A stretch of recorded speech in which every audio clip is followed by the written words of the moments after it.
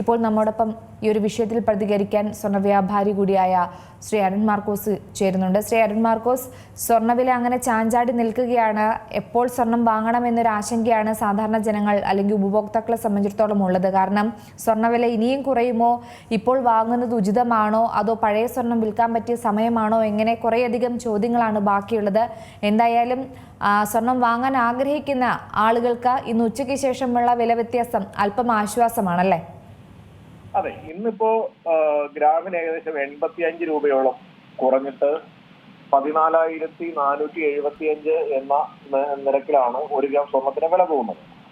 ഇപ്പോ ഈ സമയത്ത് സ്വർണം വാങ്ങാനായിട്ട് പറ്റിയ സമയമാണ്. സ്വർണ്ണവില എന്താണെങ്കിലും മുകളിലേക്ക് കുതിക്കുക തന്നെ ചെയ്യും. ഈ മാസം അവസാനത്തോടുകൂടി അല്ലെങ്കിൽ തന്നെ വില വീണ്ടും കൂടുതൽ ഉയരങ്ങളിലേക്ക് എത്താനുള്ള സാധ്യതയാണ് നിലവിൽ കാണുന്നത്. കാരണം നിലവിലെ സാഹചര്യങ്ങൾ അനുസരിച്ച് ഇനിയിപ്പോ പെട്ടെന്നൊരു ചേഞ്ചുകളൊന്നും വരാനില്ല. ഇപ്പൊ നിലവിൽ തീരുവയായിട്ട് ബന്ധപ്പെട്ട് ഇന്ത്യയും US തമ്മിൽ കരാറൊക്കെ ആയി അങ്ങനെ മുന്നോട്ട് പോകുമ്പോൾ നിലവിലെ അവസ്ഥയിൽ സ്വർണ്ണവില കൂടുന്നതിനുള്ള സാധ്യതകളാണ്. നിലവിലെ ആളുകൾ, വിദേശത്തുള്ള വൻകിടക്കാരായിട്ടുള്ള ആളുകൾ കയ്യിലുള്ള സ്വർണം വിറ്റ് ലാഭം എടുത്തതായിട്ട് ബന്ധപ്പെട്ട് $50 ഒരു ഔൺസിന് വില കുറഞ്ഞു. അതുമായിട്ട് ബന്ധപ്പെട്ടാണ് ഇപ്പോൾ ഈ വില താഴേക്ക് കുറയാനുണ്ടായ സാഹചര്യം. പക്ഷെ ഈ പെട്ടെന്നുണ്ടായ ഈ കുറവിനെ വലിയ കാര്യമായി കാണണ്ട. കാരണം ഇന്ന് 200 രൂപയിലധികം വർദ്ധിച്ചിട്ടാണ് ഇപ്പൊ ഈ 85 രൂപ കുറഞ്ഞിരിക്കുന്നത്. അതുകൊണ്ട് അത് വീണ്ടും തുടർ പ്രതിഭാസം എന്ന നിലയിൽ വീണ്ടും കൂടുതൽ വിവരങ്ങളിലേക്ക് എത്താനുള്ള സാധ്യതയാണ് കാണുന്നത്. സ്വർണം വാങ്ങാനായിട്ട് ആഗ്രഹിക്കുന്ന ആളുകൾ ഈ സ്വർണ്ണവിലയുടെ ഈ ഒരു ബെനിഫിറ്റ് നേടിയെടുക്കാനായിട്ട് വാങ്ങാൻ അത്യാവശ്യമുള്ള ആളുകൾ സ്വർണം വാങ്ങി തന്നെ സൂക്ഷിക്കുക, കയ്യിലുള്ള പണത്തിന് സ്വർണം വാങ്ങി സൂക്ഷിക്കുക എന്നുള്ളതാണ് പറയാനുള്ളത്. അതുപോലെ തന്നെ സ്വർണം വിൽക്കുന്ന ആളുകളെ സംബന്ധിച്ച് ഉടനടി ഒരാഴ്ചക്കുള്ളിലൊക്കെ അത്യാവശ്യമുള്ള ആളുകൾ എത്രയും പെട്ടെന്ന് തന്നെ സ്വർണം വിറ്റ് പണമാക്കുകയാണ് ഏറ്റവും നല്ല സമയം. അല്ല, അവർക്ക് 1 മാസമൊക്കെ വെയിറ്റ് ചെയ്ത് കഴിഞ്ഞിട്ട് ഉള്ള ആവശ്യങ്ങൾക്കാണ് ഉദ്ദേശിക്കുന്നതെങ്കിൽ അവര് വെയിറ്റ് ചെയ്യാവുന്നതാണ്. വെയിറ്റ് ചെയ്ത് വില കൂടിയിട്ട് വിൽക്കാനായിട്ട് സമീപിക്കാം. പക്ഷെ ഇപ്പോഴത്തെ ഒരു ട്രെൻഡ് അനുസരിച്ച് ഇപ്പൊ ഈ ഒരു മാസം അവസാനം വരെ ഏകദേശം ഈ ഒരു വിലയോട് അടുത്ത് തന്നെ തുടരാനാണ് സാധ്യത കാണുന്നത്. 100 രൂപ അല്ലെ 200 രൂപയ്ക്ക് ഏറിയും കുറഞ്ഞും ഒക്കെ നിൽക്കുന്ന തരത്തിലേക്ക് ആയിരിക്കും സ്വർണ്ണവിലയിലെ ചാഞ്ചാട്ടങ്ങൾ എത്തുമ്പോൾ എന്നാണ് മനസ്സിലാക്കുന്നത്. അത് ആളുകൾ, സ്വർണം വാങ്ങേണ്ടവരും വിൽക്കേണ്ടവരും അത്യാവശ്യമുള്ള ആളുകൾ ഈ സമയത്തെ കൃത്യമായി പ്രയോജനപ്പെടുത്തുക, ബുദ്ധിപരമായി നീങ്ങുക എന്നുള്ളതാണ് പറയാനുള്ളത്.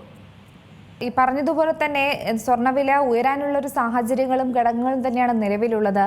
അത് സ്വർണ്ണ വിപണിയെ സംബന്ധിച്ചിടത്തോളം വലിയൊരു നഷ്ടമായിരിക്കുമോ ഇനിയുള്ള മുന്നേറ്റങ്ങൾ വരുത്തിവെക്കാൻ പോകുന്നത്?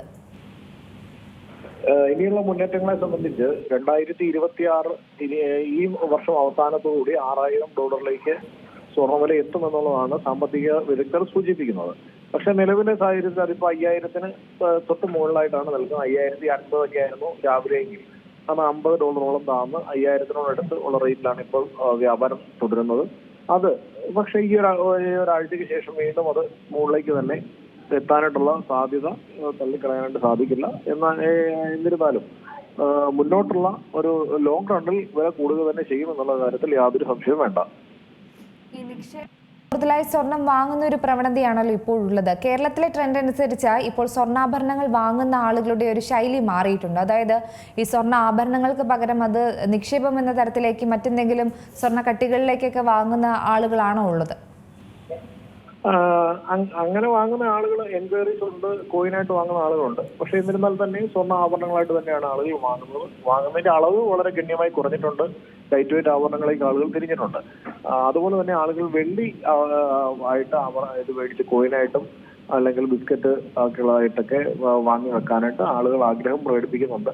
പക്ഷെ വെള്ളിക്ക് പെട്ടെന്ന് ഈ സ്വർണ്ണവില കുറഞ്ഞതോടുകൂടെ പെട്ടെന്ന് വെള്ളി വില കുറഞ്ഞപ്പോൾ ഏകദേശം ഗ്രാമിന് 100 രൂപയോളം കുറഞ്ഞു. അതായത് 300-400 രൂപ ഉണ്ടായിരുന്നത് 100 രൂപ കുറയുക എന്ന് പറഞ്ഞാൽ ഏകദേശം 25% വെള്ളി വില ഒറ്റയടിക്ക് കുറഞ്ഞതുകൊണ്ട് ആളുകൾ ഇപ്പോൾ വെള്ളി വാങ്ങി വെച്ചവർ ഒരു സങ്കടത്തിലാണ്. അവര് അവസാന നിമിഷമൊക്കെ വാങ്ങി വെച്ചവർ ഏറ്റവും വില 400-ലൊക്കെ എത്തിയപ്പോൾ വാങ്ങി വെച്ചവർക്ക് പെട്ടെന്നുണ്ടായ തിരിച്ചടി വലിയ ലോസ് ആണ് ഉണ്ടാക്കിയിരിക്കുന്നത്.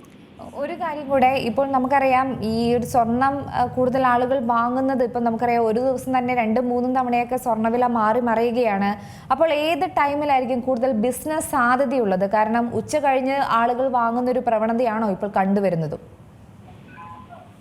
അങ്ങനെ പ്രത്യേകിച്ച് ഉച്ച കഴിഞ്ഞെന്നോ രാവിലെയെന്നോ ഇല്ല. കാര്യം ഒരു ദിവസം 2-3 തവണ മാറുമെങ്കിലും മാറുന്നത് ഒരുപക്ഷെ വില കൂടുതലായിട്ട് വേണമെങ്കിലും മാറാമല്ലോ. രാവിലെ ഇപ്പൊ വന്ന വില ഉച്ചയ്ക്ക് ശേഷം വീണ്ടും വർദ്ധിച്ചാൽ അത് ഉച്ച കഴിഞ്ഞത്തേക്ക് അവർ വാങ്ങാൻ വെച്ചാൽ അത് വലിയ ബാധ്യതയിലേക്ക് കൂടുന്നതുകൊണ്ട് അങ്ങനെ ടൈം അനുസരിച്ചല്ല ആളുകൾ വാങ്ങാനുള്ള ആളുകൾ ഏകദേശം രാവിലെയൊക്കെ തന്നെ വരുന്നുണ്ട്. വലിയ തോതിലുള്ള ബിസിനസ് ഇതുവരെ ആയിട്ടില്ല.